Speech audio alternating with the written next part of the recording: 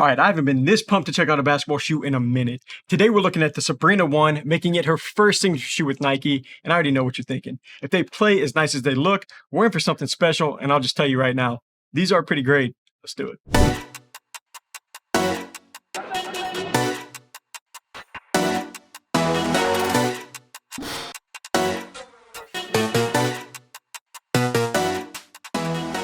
Welcome back to our channel, guys. As you can see, today we got the Nike Sabrina 1. Man, I'm so excited to get into these with you because I think you guys are honestly really going to like this shoe, especially from a performance side. But I'm also going to give these a letter grade. I always do that at the end of the video, so make sure you stay tuned for it after I get done kind of breaking these down and going through it, or just jump to the end and figure it out. But I mean, as for this breakdown, I'm excited, but we're going to go ahead and just cover some of the basic info first before we get into the cushion, the support, the traction, kind of all the actual tech specs of the shoe. As far as the retail price goes, these are going to be at $130. And like I said, it's her first model with Nike. That's a pretty standard place to enter the market at. Like, I mean, you got Paul George's line and some other people with Nike. They're actually cheaper. The Zoom Freak's a little bit cheaper, but Sabrina is a star in her own right. So actually, if you don't know who Sabrina is, because it is just the Nike Sabrina 1 named after her, she has been playing in the NBA, in the WNBA. That's why I'm sporting the WNBA shirt today. But yeah, she plays in the WNBA for the New York Liberty. She went to Oregon, and she's like the NCAA all-time leader in career triple doubles. I just looked that up. I found that out. She's a hooper. Won the three-point contest in the WNBA. You got to be pretty good to get your own signature shoe with Nike. That just goes without saying. So for the design, oh my gosh, Nike hit the ground running. So this model, just like the actual look of it, of course, the first thing people jump to is it looks a little bit like a Kobe, kind of has that low profile Kobe look. I honestly thought that it looked a little bit similar to the Ja Morant too, but what I love about this is just the details that they put on this shoe. You got like this snake skin or like this kind of spark looking design. The colorway of this is like the spark, so I guess it's supposed to look like energy transfer, whatever it is. This pattern on the upper is super cool. And then not only that, I really love her player logo. They throw it right there on the tongue, and of course you got it, you know, back here on the shoebox as well. But I think it kind of reminds me of a dollar sign a little bit. The S logo, I thought that was super clean. And then of course they just went all out, put that like reverse angled like Nike swoosh on the backside. The way that this whole model kind of came together from like an aesthetic, from like the actual appearance of it, top notch. That's probably why everyone's clamoring for it anyways. Half the time a shoe drops, someone's like, I want that shoe. If you haven't played in it yet, then there's some good looking shoes out there that just don't play good. Luckily, these kind of check both of those boxes. So now we'll go ahead and talk a little bit more about the actual breakdown. And I like to get started with the cushion. And as for the cushion, I'll give you a little bit of the breakdown of the tech specs. Just has a top-loaded 4-foot Air Zoom unit, and then with some folding to React foam. And I knew that they had React in here. I don't know if I shouted it out in my first impressions the first time I played in them, but it even just tells you on the back. So it's Nike React right there on the heel. So they give you a little bit of an idea there. I haven't played, React isn't super common in basketball shoes. I know it's in the PG6s, I want to say. There's some other models out there that use some combo of React in there, but like I said, it's got the Air Zoom unit. They pair it with the React. But the thing is, the React always kind of makes that midsole just have a little bit of a softer feel. And that showed up with our durometer reading. The durometer was showing at a 29, which is going to be softer than most basketball shoes tend to play there. That just measures like the stiffness or the firmness of the midsole, kind of tells you. It doesn't translate to how it plays. It just lets you know kind of how that breakdown feels, if it's going to be loose or if it's going to be soft or firm. Anyways, as far as the cushion goes, this is like the first thing you notice whenever you slide these things on, a very low profile shoe. And that's why it reminded me of like, not only the look, the playing feel is very similar to the Ja 1. Like the padding isn't super layered, like super deep, like you'd say a mellow ball or something like that. But it does keep you just low to the ground and comfortable. So it's going to be a balanced feel. You don't really get anything.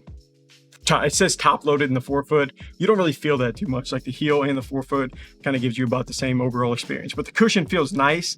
Didn't take a ton of break-in time for me. Like the first time I played in them, they felt pretty good. Honestly, the second and third time I played in them, I noticed my foot like kind of trying to adjust to it a little bit more. But the overall comfort for me, I thought that was a positive. So now we'll go ahead and move on a little bit more. And as far as the support goes, for a low top model, like I said, if it's that low profile of a shoe, you really don't want to be playing around with like any heel slip or anything like that. But the support is just really nice for a low top shoe. And to go along with that, this is actually a lighter model. It's going to be 392 grams is the weight on these, and that's for a size 10.5. Anything below 400, I'm a huge fan of. With a low top shoe, I've just played in too many nice models like the Ja 1, the Tatum 1, just different stuff like that that are super comfortable and super light. So whenever you know that a shoe can do both, I always love when that checks out. But whenever it's going to be light and comfortable, it always has to have some support features. And the Sabrina 1 honestly does. Like, you can actually see the straps running through the upper, and that's on both sides. It made it a little bit transparent so you can see through that. Those feet up to the laces, whenever you're pulling that tight, you just don't get any movement. Nothing like whenever you're trying to go laterally, the upper doesn't move at all, which I'm a big fan of, because you don't want that. You don't want to be shifting outside of the shoe. And then as far as like heel slip, that's another thing on low top shoes that you got to be a little bit nervous about or wary of, because I actually got the KD 16s back here that I've just kind of started to get in and playing. And I can tell you right now, they do feel like they have better heel slippage than the 15s, because that was a noticeable issue. This is the Sabrina 1, so we didn't have anything to base it off of. It's off to a great start. The support feels like it's really solid. You don't like the straps, like I mentioned, you just don't get any of that heel slip. Always a big key component whenever you're talking about low top shoes. And to make it a little bit better, you can kind of see it with the shoe length flat, but if I pick it up, these have a little bit of an outrigger. That's more so just to give you a little extra like surface area, a wider base, kind of brace your foot just for some extra support. Just all around, the cushion and support, nothing to talk about there, and a negative light. So that leads us to the traction. That's kind of where we wrap it up. And traction is maybe the best part of the shoe. Like, the traction pattern is just set up for it too. I like the pattern that they used, and Nike actually gave us a little bit more details about it. They said that they specifically used insights from next gen athletes around the world to bring a grippy, best in class traction pattern. Nike's using the word grippy. That's funny. That's kind of funny to me, but I think it's cool how they went out there and like surveyed all types of, people from around the world, see what they thought was going to play the best.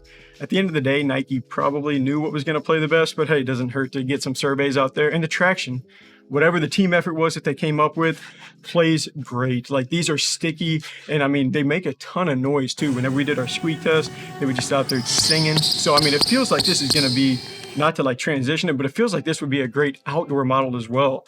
The grooves feel pretty deep and they're pretty durable too. And with it being like a light low top model, pretty breathable. I didn't talk about that too much, but the upper, this part of the upper is a little more closed off. You're not getting anything there, but the tongue, it's got some breathable parts. And then of course the side pieces on the upper is going to let some airflow in, but the traction is top notch. So like, that's what I'm saying. This shoe, I was going like step by step, and I'm like, surely they're not going to play as good as everyone wants them to play. Because that's the dream, right? You see a great shoe, oh, I hope that plays great. Even if it doesn't, you end up tricking yourself into thinking that, it's a good shoe. This one seems to be like checking all of those boxes, so I'm excited about that. And then to finish off with the sizing, they do run a little bit narrow. You can tell that just by looking at it from the front, but it's honestly not too bad. It's more so in the middle of the foot that it's more narrow, and then you get about a half thumb's width left over for the length. So I'd say true to sizing on this. I mean, true to size on this. You don't want to maybe go a half size down, start suffocating your foot. You could probably get away with the half size up if you just really like that extra space to play in. But now we've gone ahead and covered all of the topics about the Nike Sabrina 1. That brings us time to give it a final grade. And honestly, these were pretty nice. I'm going to stamp it with an A-. And if we want to get to an A, we're not too far behind. If we get a little bit more help, if I got to pick on something, it'd maybe be the underfoot padding. Like, the support's excellent for a low top model. Nothing to talk about. Traction, just got done bragging about it.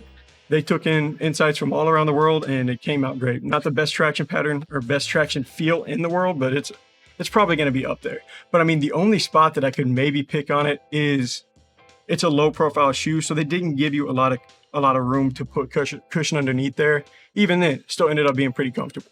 Like, I thought that was definitely like a great aspect to the Sabrina 1, just to wrap it all the way around. They didn't leave anything out. I can't believe it. It's their first shoe. They came out hot. I'm a big fan. I recommend at $130, definitely go and get a pair. But if you want to buy these, we are going to leave a link on screen for you, so you can go ahead and just check that out. Or we'll have stuff in the bio. You can check out that link too if you want to go ahead and get a quick way to be able to purchase these. But thank you guys for watching this video. Feel free to throw us a like and a follow if you enjoyed it. And just make sure you know in the comments, let us know what shoe you guys want to see next. But until next time, I'm Landon from Shoewear. Peace.